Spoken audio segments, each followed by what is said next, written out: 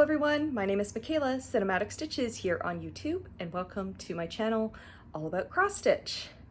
I hope you're all doing very well today. It is a very typical Vancouver day here up in Canada. It is gray, it's wet, it's an atmospheric river. So that's gross. I've been spending most of the day inside, and I'll probably spend most of the weekend inside because yikes. No one wants that. Although it is better than the cold, I will say that. I'm like very used to rainy weather having grown up here, so I prefer this to like the cold snaps we get, which we're in Vancouver. It never gets that cold, but with the wetness here, it can be quite chilling. But anyway, enough about the weather. I hope everyone is doing well given the current circumstances, as it were. I hope you have a nice beverage. I hope you have your stitching in front of you. Let's talk about what I've been doing the past few weeks. I think last we spoke was the day after Valentine's Day. I'm pretty sure that's when I filmed. And yeah, I've worked on a couple things since then, so let's show it off. Okay, I have two finishes for you. First up is the start I had previously, and that is Hogs and Kisses by Stitch Tits. And I finished her last night. Oh my goodness, isn't she so cute? This pattern. So this was part of the Cupid Collective, which was a set of, I think, 7 patterns from different designers. And in order to get it, you had to donate to one of 4 charities / like mutual aid organizations. Fantastic cause. So many great patterns were in there. This is the one that caught my eye the most, though, that I was like, oh yeah, we are stitching that. I made one little error here. She is supposed to have lipstick on, but I was like in mega just mindless stitching fill-in mode, and I stitched right over the area where her lipstick's supposed to be, but I still think she looks very cute even without the lipstick. So yeah, this brought a lot of joy, stitching this little pig. I don't know, I've never made a pillow, but I kind of want to make her into like a little circular pillow or something and put it on my desk at the office. It's very cute. Anyway, Hogs and Kisses, so sweet. This is just a 14 count white Ada, and it's stitched with DMC. I realized I didn't mention, it's just very like run of the mill. It's this piece of like Ada scrap I got from this Witchy Stitcher fabric scrap box that I purchased, which had a lot of stuff in it, including this next fabric I'm about to show you. So I don't know what this is either. Well, I know that's just white Ada. I don't know what color we'd call this. I don't know the count. I don't think it's 14. Maybe a 16? Anyway, doesn't matter. This is a finish. Finally finished the January release for Stitch for Pride 2025, and that was Elagabalus, a Roman emperor who was not that great of a person, or just didn't do awesome things. They were put in the throne? It's not really a throne, is it? Whatever. They were put in charge when they were 14 and were assassinated just a few years later. So things did not go super well for them. They worshipped some sun god and was like, everyone else is going to worship this sun god. Like, you can still keep your gods, but this god, Elagabalus, I think it was. Yeah, I think that's the name of the god, is going to be number 1. So, you know, people typically don't love when you do that. And they were like marrying people left, right, and center. They married a Vestal Virgin, which is a big no-no. Anyway, lots of fun learning about this. The Stitch for Pride Stitch Along is by D's 20 Stitches, and this year's theme is trans historical figures. So Elagabalus is, I guess you could say, we don't actually know how they would classify their gender, but they had a lot of very interesting for the time. Kind of the way they dressed did not fit typical masculine standards. They were very queer, married women, but also were very interested in men, and evidently asked, I think, a physician about maybe having a sex change. So anyway, queer history, trans history, Elagabalus, the Emperor of Rome. Anyway, I had a lot of fun learning about Elagabalus. Dee provides you with like this whole info sheet that has like links to podcasts and articles and books. So you can read about all these figures as you stitch along, which has been very interesting. So as I mentioned, this is on probably a 16 count. I don't think it's a 14, but it might be. Mystery Ada. I am stitching it with, I think it's called Thin Air from Roxy Flosco. And I really like how this turned out. I do plan to finish this in like a book type situation. I haven't quite figured that out yet. I'm not really on my fully finishing train as of yet. This year has been just like rough, mentally speaking. Let's just say that. So finding motivation even just to stitch has been difficult. So like trying to wrap my head around fully finishing items, which is not my favorite thing to do, has been difficult. Anyway, there's Elagabalus. They were a lot of fun to stitch. I love these voluminous robes. And yeah, it was a good one. So I'm excited to start on February, which I believe is an Egyptian pharaoh. I think it's a pharaoh. I've just briefly glanced at the materials, so I'll be starting that this week. Okay, let's move on to our whips. What do we have? To start, I worked on my Mirabilia for one day. So not a lot of progress on this one, but that's okay. This is Nightingale. I started this on my birthday last year, and I love her. She's stunning. The movement of the cloth, the blues. There's like a lot of white and cream in this, which is usually like not my favorite thing, but it's gonna look so beautiful. I don't even care. And last time you saw this piece, it looked like this. And now we look like this. So not a ton added, but if memory serves, I did not actually look at a picture. I'm pretty sure I just worked in the gray over here. Unless it was over here. I definitely stitched with gray. I think it was over here, but if I'm wrong, you'll see in the picture where the difference is. It's a gray somewhere around here. I'm hoping to work on this a little more in the next couple weeks. This still needs to be pulled out, which I have been avoiding because I hate frogging things, but it needs to be done. It cannot be fudged. I usually just fudge it and like figure out a way to make things work, but this pattern is like so complicated that it's like 4 rows over and 2 rows down. Like it's not working. I need to take it out. But anyway, Nightingale.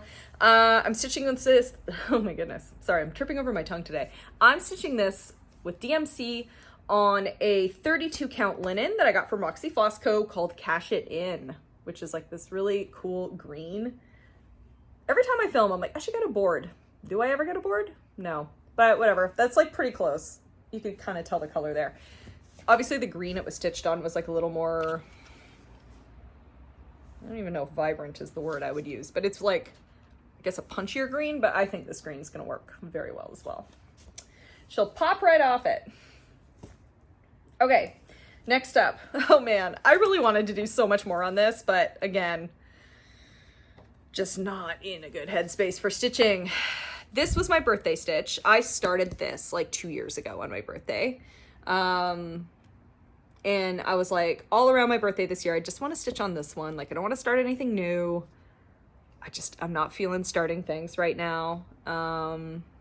So let's just stitch on There's Always Room from Maximum Cross Stitch, a fantastic Canadian cross stitch designer.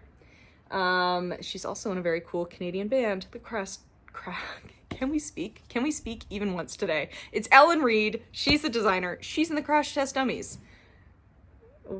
Anyway, they're cool. She's cool. She makes awesome patterns like this one. So anyway, that's what the pattern looks like. And here's where I was last time you saw this. And when I picked this up, I'm like, oh yeah, that house is done. I'm gonna finish it. But I got like some progress on the house.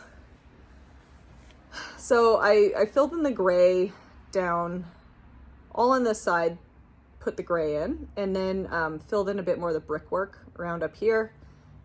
Again, what is this, like grout basically? Or is grout just for tiles? Do you grout brick? I don't know. It's like grout. Whatever. The stuff between the bricks. I'm working on that. Yeah, that's what that's looking like. I love it. I love it. It's so beautiful. I also love this little guy too. Isn't he so cute? That's from Frosted Pumpkin. They have this they have these needle minder sales. I didn't get it last year, but I got it the year before. So cute. Anyway, I didn't buy it this year. I wanted to buy some, but the shipping to Canada is like prohibitive for some needle minders, you know? I'm like, yeah, okay, I'm good. I don't need them that much. Anyways, that's what I worked on. This is like entirely Roxy Floss Co. I kitted it up through the Evertote website. So all Roxy Floss Co. floss and the, what is this? I think it's porcelain. Pretty sure porcelain is the linen. It's a 36 count linen. Lovely to work on. Highly recommend. And yeah, that's that. Moving right along. I've been trying to work on my Christmas projects, either on like the 24th or 25th of the month, at least one day, just so I can like keep momentum on them. Because I didn't quite work on I didn't get as much work done on the Christmas projects this year that I wanted to, because I was focused on finishing like a couple projects, which is totally fine. There's plenty of time. That's all to say that this month I picked up Red Cardinals from Forest Embroidery, which is this pattern here. It is so beautiful. This is one of my older projects at this point. I started this, I think it was 2 years ago, 2022, no, 23? 2023, it's 2025 now. Anyway, here's where we were at last time. And here we are now. Let me fold this so we can get a better look. Okay. There we go. So I worked on this basket, pretty much. I think that was the only thing I did, was the basket. But I'm happy to get at least like one motif done. Now these birds actually look like they're sitting on something instead of just like floating in the air. This is all stitched with DMC, and it is on a 32 count, I think it's platinum linen. I'm pretty sure it's platinum. No, it's ivory. Pretty sure it's ivory. I'm gonna put the actual name of it down here. Again, we're not taking notes. We're flying by the seat of our pants. This is like some type of ivory, I'm pretty sure. And if I'm wrong, like, wow, it's gonna be like a secret third thing, we'll find out. The screen will reveal all, okay? So anyway, one day on Red Cardinals, which is good to get in. I'm like almost at the 50% mark on this, I'm pretty sure. Almost. Part of me is like, can I finish it this year? We'd have to do a lot of work on it in the fall and winter for that to happen, but we'll see, maybe. Okay, next up was one of my Whip Go calls for last month. It's actually the first Whip Go call that I have completed this year, because all the other ones have been finishes, which I haven't touched, as mentioned, because I am just not in the mood. But that's okay. This is 7 days. The call was for 7 days on Halloween at Hawkrun Hollow by Carriage House Samplings, which, you know, I feel like everyone and their mother knows this pattern, but it is a behemoth. It is so cool. I absolutely love this pattern. When I started it, I was initially like, yeah, man, let's finish it by the time I'm 40. I could totally do that. Like 2 blocks a year and we'll be there.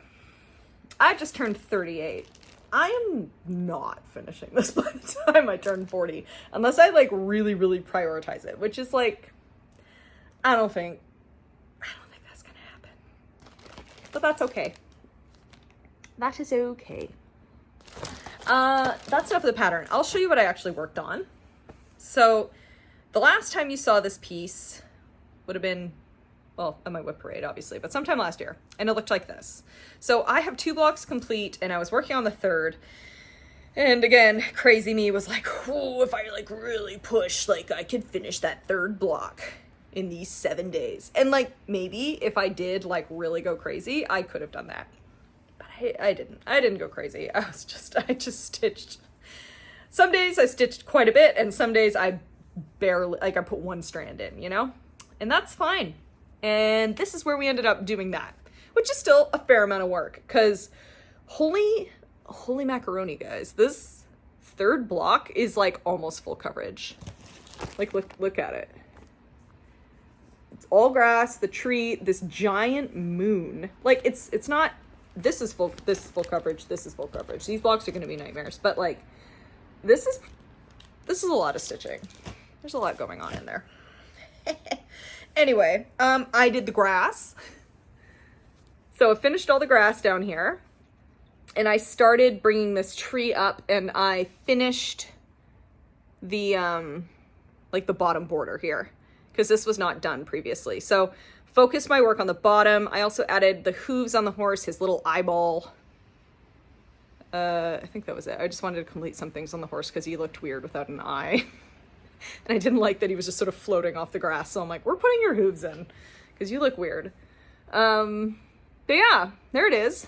Halloween at Hawkrun Hollow. Absolutely adore this piece. Let's pose with it. This will be our cover photo, I've decided. Love it. Oh man, and this needle minder I bought from the Witchy Stitcher a couple years ago. It is like, gosh, I think it's a reference to Crimson Peak, which is a fantastic movie if you haven't seen it. It's by Guillermo del Toro, and it is the gothic romance of our dreams. Now, it's a gothic horror with some romantic elements. It's mostly horror, like a ghost story horror. But it's good. Anyway, Crimson Peak, watch it if you haven't seen it. I hope that this will be done the next time I pick it up, but we'll see. It is on my Whip Go board 3 more times. So that means I'm going to be working on it for a total of 28 days this year, which means like I'm definitely going to finish this block by the end of the year. And man, wouldn't it be fantastic to finish that 4th block too? I would love to finish the 4th block. I feel like I put that as a stretch goal, but I can't remember. And let's just say it's a stretch goal today, because like I would love to have the top row done. This is what we got. I haven't mentioned what this is on. This is a 32 count piece of fabric, which is why it's so damn big. 32 count something mocha, country. Sorry, there's people yelling at each other outside. Country something mocha. I don't know. Again, I'll put it on the screen. No notes. It's fine. But yeah, it's so big. But it's going to look fabulous. It's going to look fabulous when it's done, which will be many years from now. But that's okay. It's a blast to work on. I love it. And it's like a really nice type of stitch too, because there's so much fill-in, like so much block stitching. You don't have to pay that much attention to it, really. Okay. Now, final whip. It's the final whip. That is my Dimensions kit. Cabin Fever. Cabin Fever. It is beautiful. I love the look of it. I don't love stitching on it. It's better. It's better than it used to be. This used to be the bane of my crafting life, the bane of my existence. But it's a lot better now, and even better this time around because I got out of the confetti area. I like looked at the chart and I'm like, oh man, this house, there's like so much block stitching in the house. Let me get over to the house, because like last year I pretty much exclusively worked on like confetti areas. and it was driving me nuts. I do not like confetti. But I treated myself. I worked on the house, and we're having a good time. So last time you saw it, looked like this. And now it's like this. So I started working on the house over here. And I really enjoyed working on the house, actually. So that was fun. Yeah, you can see this is coming along. I think that whenever I move back to the confetti area, I might try like a proper type of full coverage stitch. I shouldn't say proper, like I don't think there's any like way you're supposed to do things, but I know that like there's a lot of methods people have, like what is the one? Is it called like Royal Rose or something? I can't remember, but whatever it is where you work on like 10 by 10 blocks and like you leave tails, like you park your threads. I think that's how I need to stitch this. It's just otherwise like too annoying. Too annoying to deal with.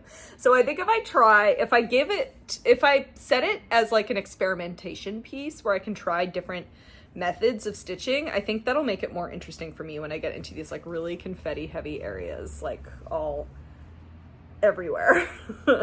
But for now, we're treating ourselves, we're working on the house. That's block stitching, baby. And that is preferable for me. I don't like changing my floss over and over. I don't like doing like one stitch here and having to jump 20 squares and doing 3 other stitches. It's just not for me, but that's okay.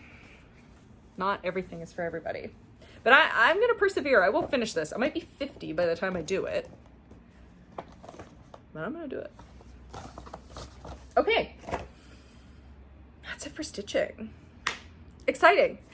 Okay, what do I want to talk about? I do have something to talk about, actually. I don't have any haul. Oh, actually, you know what? Before I get in my whole thing, because there is a bit of a thing, let's talk about my plans. So, plans. I think the next time I film, it's going to be, if it's not April, it's going to be like the final week of March. So I might as well talk to you about like the rest of my March plans. So, I want to put more time into my project that's back here, my chatelaine. I haven't touched my chatelaine in the past few weeks. It's just not worked out on Sundays. But yeah, I want to spend Sundays stitching this again. I want to spend more time on my Mirabilia, which I work on Mondays. Typical Mira Mondays. But for focused pieces, I'm going to be spending 5 days on Dark Queen of the Earth this week. I am trying to finish that this year, so as much progress as I can get on it in any given month is going to help me towards that goal. So Dark Queen of the Earth, we're working on. I'm also going to put time into Lola Crow's Deadly Aquarium. Another one of my goals this year is to finish chunks of Sal's that I already have started. So I have selected 4 stitch-alongs, and I'm going to be working on like each one for like 3 months. So like the Deadly Aquarium is up this month. I'm going to try and finish one part this month. That's my goal. We'll see if that'll happen. I technically have put a time limit on it as well. So if I don't finish it in like 7 days, then like whatever, I'm just gonna have to catch up at some point this year. But at least I will have gotten progress on it. So that's the goal, pick up Deadly Aquarium. And what else did I want to do? That's gonna bring us like definitely past mid-March. And then I have another Whip Go call. Obviously Whip Go calls every month. I can't remember what the finish is this month, but I do have another Stitching Whip Go call, which is to work on No Time Like the Present for 7 days, which is by Modern Folk Embroidery, and it was the 2024 yearly stitch along that I barely started. I think I got one part done. I love it, and I'm excited to work on it again. So that's gonna be really fun, putting 7 days into that, and we'll see how far I can get. Yeah, that's my stitching plans for the rest of the month. What else? Okay, let's talk about a community thing really quick. If you live in Vancouver or the Lower Mainland, There is a event happening at the Surrey Central Library called Stitchers in the Library. That is happening, I believe, March 22nd. So 2 Saturdays from now. If that's wrong, I'll change it, but I'm pretty sure that's when it is. And that is hosted by Mama Bear Stitching, I think is her handle. She's on Instagram, and she also has a Flosstube now. I'm gonna link her below. She's so cool. I met her at the first Stitchers at the Live. No, it wasn't the first one. It was the first one I attended. I went in December, I believe. And she works on chatelaines. She brought a few of her kits and some of her projects, and like, oh my god, beautiful, stunning work. So anyway, Mama Bear Stitching, she's super cool. She hosts Stitchers of the Library. I'm gonna go. I plan to go in 2 weeks.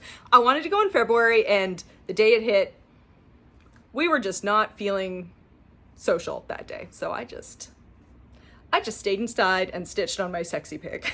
That's when I was working on my sexy pig. Is when I was supposed to be at Stitchers of the Library. But anyway, we're gonna try and go this month. But yeah, so if you are a Lower Mainland Stitcher, definitely check it out. It's really cool. You get to meet a bunch of Stitchers in your community. So let's talk a little more about community, specifically the Canadian community at large. We are currently embroiled in a trade war with the United States, which is upsetting and confusing and quite honestly enraging. There is a movement amongst Canadians to support local, essentially. I am one of many Canadians who have canceled trips to the United States. I was supposed to go to StitchCon in June. I am no longer going to StitchCon in June. I got my refund for the ticket. I've refunded my hotel. Thankfully, I had not purchased plane tickets just yet, so saved me having to eat that cost. But yeah, I take the American president's threats against the sovereignty of my country very seriously. And as such, I just don't view America as a viable place to spend my money and go on vacation right now. So that was a difficult decision. And it's an upsetting one that I had to make because I have a lot of American friends, a lot of friends that I wanted to see and hang out with at StitchCon, and that's just not going to happen anymore. We'll still have digital meetups, but meeting in person was something I was really looking forward to. And it's just not going to happen now. And that sucks. That really sucks. But I just can't stomach spending my money there. There's also a movement to buy more Canadian goods and focus on Canadian sellers for food, you name it, anything really.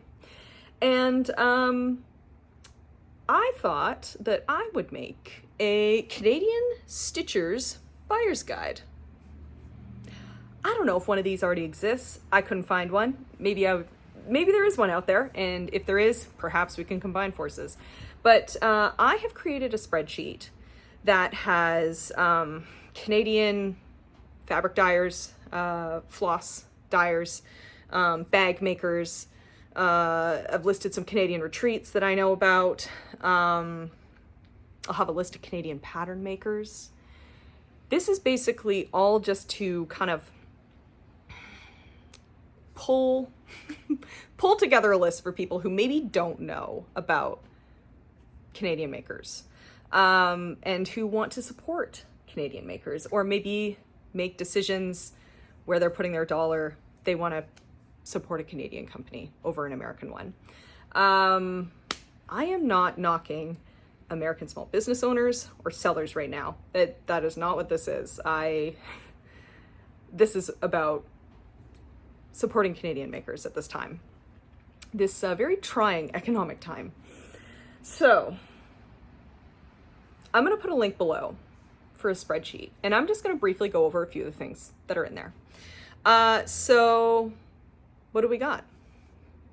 Here's some fabric makers that I know of that are Canadian. We have, of course, Roxy Floss Co. We all know about them. We love them. There's Hand Dyed by Rolanda. She's fantastic. She was at Stitch North this year. Beautiful fabric, beautiful thread as well. There is the Sewing Shop in Ontario that's owned by Kaylee Tentstitch. She's on YouTube, and she makes beautiful fabric. She dyes beautiful fabric, and she makes fantastic bags, of which I have several.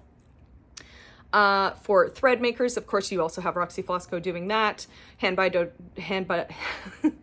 I speak?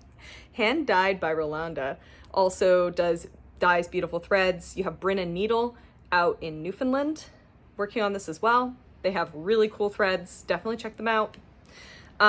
For bag makers, Canadian bag makers, there's quite a few. There's Little Boat 88. I believe they are in Alberta. Sheba Designs is a Canadian bag maker. Fantastic. I think I showed some of her bags in my previous video. I just bought them. Love them.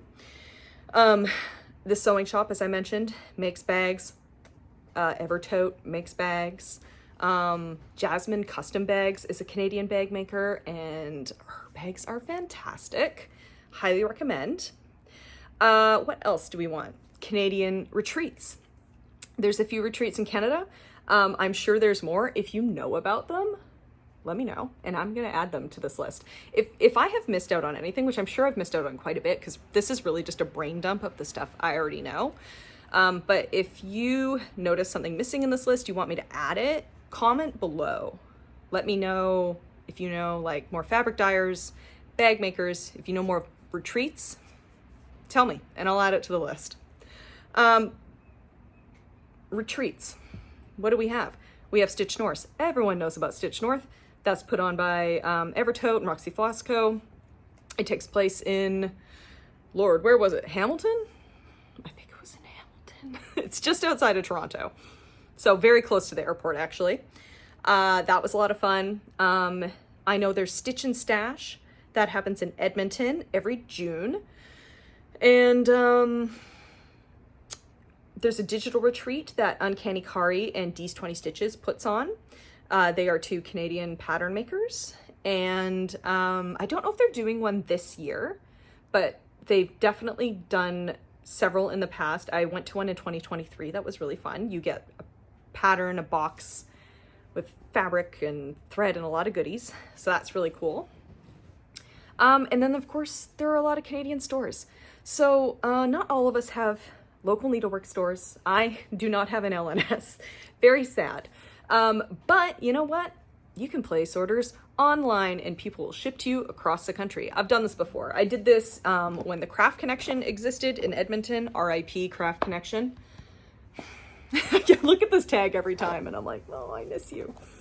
I would drive through Edmonton for family reunions every couple of years and I would always go to Craft Connection. But anyway, that's all to say that why not call up a Canadian needlework store, place your order, place an order online, get it that way. I got a lot of my chatelaine supplies from a store called Gita's that's in Ontario. They have a lot of thread there. So if you want to make a purchase from a Canadian seller, that's an option for you. Other stores, there's if you live on Vancouver Island in Nanaimo, there's the Needleworks Muse. There's, I believe it's called Traditional Stitches. Is that the one that's in Calgary? I think it's in Calgary. What else do we have? The Witchy Stitcher is Canadian. She has an online store. She sells fabric. She sells, of course, her own patterns and kits. She has diamond kits now, which is really cool. She also sells things like scissors and hoops, and she carries pony black needles. I know there's some people who might be looking for a Canadian provider of pony black needles. Well, why not check out the Witchy Stitcher store? She's got you handled. This is just like a brief overview of what I plan to put in here. There's also Canadian pattern makers. I'll put a list, but actually I'm going to link you to a video in the description below. Erica from Fibers and Floss Canada actually put together a really nice video of Canadian pattern makers. I believe she did this for the very first Canada swaps, which is it's basically just like a swap. Like you stitch a little project and you send it to someone else, but for Canadian stitchers only, that I believe the Stitching Owl put on. And I know Erica's participated in, I think, the last 2. I think there's only been 2, but she's done 2 anyway. And the first time she participated, she made a video of Canadian pattern makers, because the whole thing was to pick a stitcher from a Canadian maker. Pick a stitching project from a Canadian maker, and off you go. So she made a great video. I'll link that below. I'll include a list as well in this spreadsheet. So basically, the purpose of this is if you're a Canadian looking to support Canadian stitching companies, here's an easy resource for you. And if you live in another country, if you are American, if you are French, if you are German and you want to buy from Canadian companies, go ahead. This resource is for everybody. As mentioned, I'm sure I have missed like several things in each category. I want to keep this list growing. So if you know that I've missed your local needlework store and you want to shout it out. I've missed an online retailer that's based in Canada. I've missed a fabric dyer or a bag maker. Please flag me in the comments. Be like, hey, I know of a Canadian maker. I will put that in the spreadsheet. The spreadsheet is shareable. Anyone can look at it. It's not open edit. Only I'll be able to edit it. But yeah. I just really wanted to put this together because I am, I was going to say annoyed. I'm enraged at the whole situation. So I'm just trying to channel my anger into something that is hopefully going to be fruitful for our community. So yeah, Canadian Stitchers Buyer's Guide. There's got to be a better way to put that, but that's going to be it so far. Yeah, hope y'all like it. Share it around, and let's get the word out there about Canadian makers in the cross-stitch space. Okay, that's my thing. I am done now. I'm going to talk about very briefly what I've been reading, watching, playing. If you were just here for stitching stuff, you're free to go. It's done. If you liked what you saw, give me a thumbs up. If you haven't followed me yet, you just like popped into this video and you're like, who is this purple-haired lady? And you like what you saw, give me a follow or subscribe, whatever we call it on this channel. Subscribe here, and I put a video out every 3 weeks. And you get to see my stitching and maybe rant about Canadian things. Yeah, so thanks for stopping by. Let's move on to the next segments. Reading, watching, playing. I have, again, not really been reading a lot. I did start reading Uzumaki though, and that is a graphic novel by Junji Ito, who is a Japanese manga, I think he writes and draws for it. Is he like a one-man show? I think so. Anyway, it's a horror graphic novel about a town that is contaminated by a spiral. That sounds really weird, and it is really weird, and it's so good and so creepy. I've seen like images for years online of like the drawings from Uzumaki, and they are like upsetting to say the least. So I was like, I should finally read this, and one of the women I work with, she owns it, so she lent it to me. And I'm having a grand old time reading Uzumaki, but I'm like about a third of the way through. I'm not done yet, but it's been fun. Oh, let me show you the cover. Here, it'll save me having to find a digital image and put it up. Uzumaki. That's what I'm reading. And it is spooky. The art is creepy and beautiful. But yeah. By Junji Ito. If you like creepy things and you want to read a comic, might I suggest Uzumaki, horror classic? Okay, What am I watching? Watched a few things. Been relying on a lot of movies to get me through. I started watching the new season of The White Lotus, season 3. It's very slow so far. I really like the cast. I love Walton Goggins, so that's fun that he's in this. But yeah, so far kind of slow. I'm curious to see where they're going to take the story, but I will say so far it's my least favorite season at this point. There's only 3 episodes so far, so we'll see where it goes. White Lotus season 2 was my favorite. And I'll just see if they throw in an interesting twist. Right now, we're just kind of still getting to know the characters and, like, not a lot is happening. But that's fine. It'll get there, I'm sure. Movies. I saw The Monkey, which was so much fun. If you are a sicko, I guess is the best way to put it. It is really funny, but it is very dark. And really gross. It's sort of Final Destination in the sense that there is a lot of extremely bizarre and graphic deaths that occur in this movie. It is based on a Stephen King short story. It is directed by Osgood Perkins, who directed Longlegs. He is the son of Anthony Perkins, who was the Psycho in Psycho. And yeah, it's about a cursed, like, stuffed monkey. Oh no, he doesn't have cymbals, he has a drum. Anyway, and it's about twin boys who find this thing in their father's closet, and every time you turn the key, the monkey will kill somebody. Or he ensures someone dies. The monkey doesn't do the killing. People die in grotesque and absolutely bizarre ways in this movie. And it is so funny. Comedy of the year.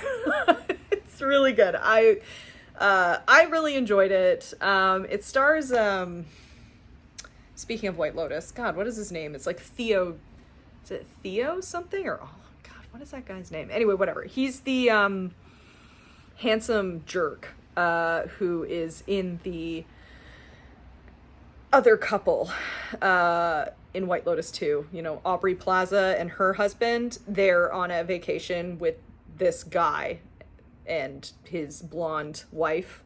The dude is the guy in The Monkey. I can't remember his name. Whatever. Anyway, he's good in this. The Monkey's ridiculous. If you want to watch something that's, like, not very serious and is a lot of fun and kind of gross, check out The Monkey.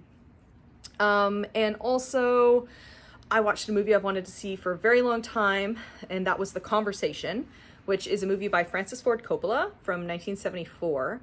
I watched it kind of like to, I guess, honor, that's a weird way to put it, but Gene Hackman died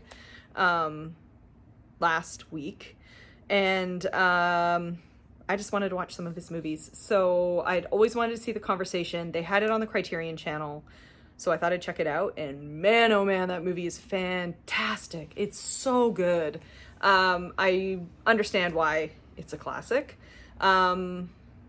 It is about a surveillance, like, he's not really a spy, but he's like, he works in surveillance, and he's paid to record conversations, like tap people's phones, things like that. And he has been tasked by a mysterious man known only as the director to record the conversation of 2 people. And it's like a very difficult scenario. They're like walking around a public square, and he's got a whole bunch of guys recording them. And he needs to, that's all he has to do. It's the job. He just has to record them and hand them off. But he starts to have doubts about whether he should actually do that based on stuff that's happened to his past, and stuff that they're talking about. And it is thrilling, like, in the sense that this is a very, like, by modern standards, you would call this a slow movie, but it is, like, performance driven. It really just amps the tension up as it's going, because you don't know what's going to happen with these guys. You don't know what they're actually talking about, and you don't understand what's going on with Gene Hackman's character, because clearly something awful has happened to this dude in the past, and he is, like, closed up like a clam, just, like, tight. It's like an absolutely fantastic performance, and apparently it was one of, I think, if not the favorite, one of his, like, most favorite performances to have ever done.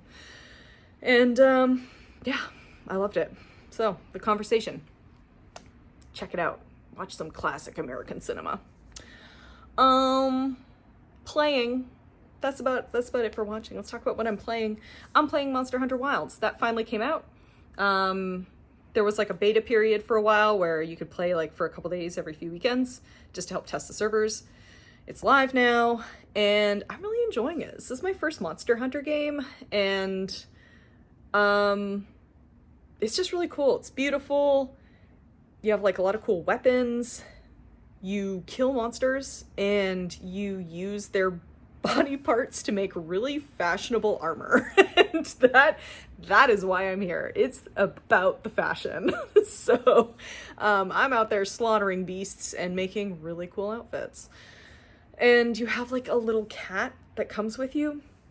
It's called a palico. It's like your little support dude who like helps you fight the monsters, and he like throws little health potions at you. They're so cute. I made it look like my cat. Yeah. Anyway, Monster Hunter Wilds. It's been a lot of fun. I've been enjoying it. And yeah, that's about it. That's what I've been up to. Anyway, thank you everybody for watching. Again, if you're new here and you liked what you saw, subscribe. You'll get a video every 3 weeks. And with that, I bid you all adieu. Bye-bye.